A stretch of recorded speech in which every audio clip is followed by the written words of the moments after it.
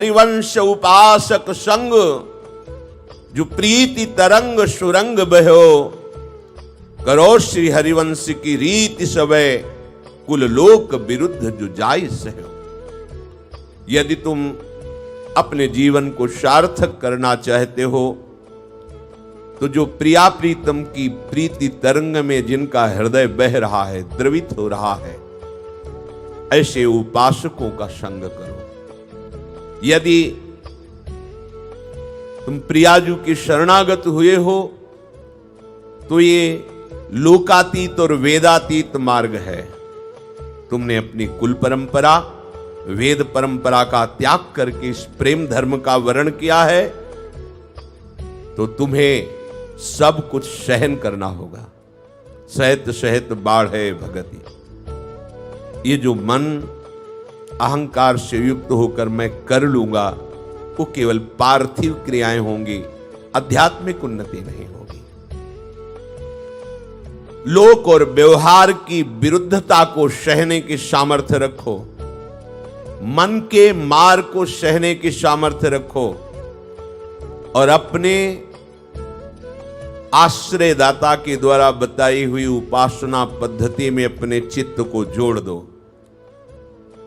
करो श्री हरिवंश की रीति सबे।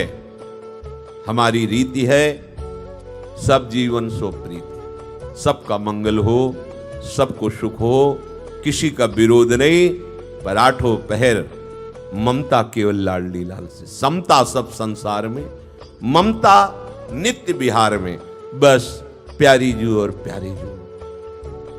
जगने से लेकर सोने तक, जीवन से लेकर मरण तक, चेतना से लेकर मूर्छा तक, बस जय हो जुगल जोरी की। बस जोरी स्मरण मत रहो।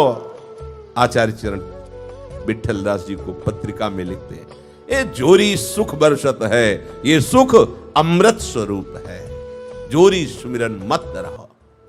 राधा वल्लभ, राधा वल्लभ, ये अमृत है, इसका पान करो। जितना पान करोगे उतना ये विषय विष नष्ट हो जाएगा। श्री हित सजनी जी आचार्य रूप में हरिवंश महाप्रभु के रूप में कह रहे हैं, श्याम श्यामा के चरण कमल संगी रसिक जनों के चरणों में अपने सिर को नवाओ, अर्थात अहंकार छोड़कर उनकी आज्ञा का पालन करो।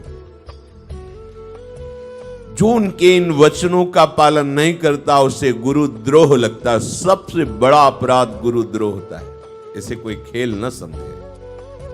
त्रिकाल में भी गुरुद्रोही को किसी भी लोक में शांति नहीं प्राप्त हो सकती। जैसे वैष्णव द्रोही को चाहे दुर्वासा जैसा क्यों न महान हो, त्रिभुवन में कहीं भी शांति नहीं मिली। उससे भी भयानक अपराध होता है गुरु आज्ञा का उल्लंघन करके मनमानी आचरण करना। इसीलिए कहा जाता है सहसा गुरु मत बनाओ। जब सत्संग सुन करके निश्चय हो जाए कि मुझे इनकी आज्ञा के पालन में अपना जीवन समर्पित करना है, तभी दीक्षा लो, नहीं तो एक नया अपराध जो तुम किसी भी दान पुण्य से नहीं काट पाओगे और वो तुम्हारी दुर्गति कर देगा। जो सदगति का परम कारण है, अगर वहां चूक कर गए तो दुर्गति का कारण हो जाएगा। जो आचार्य और गुरुदेव के वचनों को पालन नहीं करता उसे गुरुद्रोह लगता है।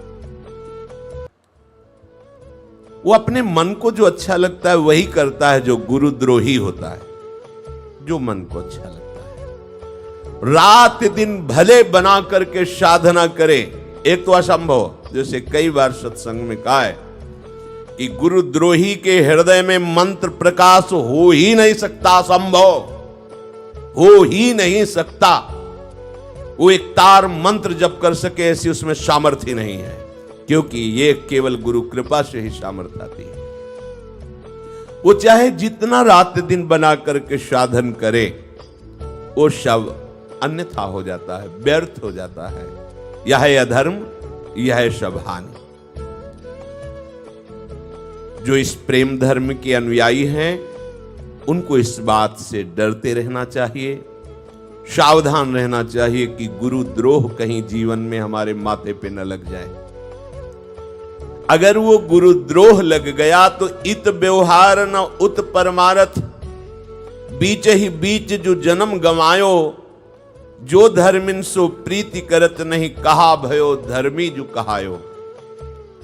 जो गुरुद्रोही होते हैं उनको इस प्रकृति की वस्तु व्यक्ति स्थान दंड देना प्रारंभ कर देते हैं। सारी की सारी शुभ अनुकूलताएं जो उनको मिलने वाली थी वो सब नष्ट हो जाती है। संत अवज्ञा तुरत भवानी, कर कल्याण अखिल के हानि। साधु अवज्ञा तुरत भवानी, कर कल्याण, जितने कल्याणकारी शुभ कर्म पीछे हुए सब नष्ट हो जाते हैं। के सुकृत बहु जन्म के क्षण में डारे खोए। अब वो बुद्धि भ्रष्ट होती चली जाएगी, ऐसे आचरण बनते चले जाएंगे। गुरुद्रोह तो लगा ही है, ऐसे आचरण बनते चले जाएंगे जिससे उसका निस्तार होना बहुत कठिन है। उनका न व्यवहार बन पाता है न परमार्थ। ये खूब दौड़ लगाते हैं पर मंजिल इनको नहीं मिलती, न व्यवहार की न परमार्थ की। बीच ही बीच में वो अपना जन्म गंवा देते हैं। उनके हाथ में न व्यवहार लगता है न परमार्थ लगता है। जो उपासक भगवत प्रेमी महात्माओं से प्रीत नहीं करते वो व्यर्थ में वैष्णव कहलाते हैं, वो व्यर्थ में भक्त कहलाते हैं, वो व्यर्थ में प्रेम धर्मी कहलाते हैं।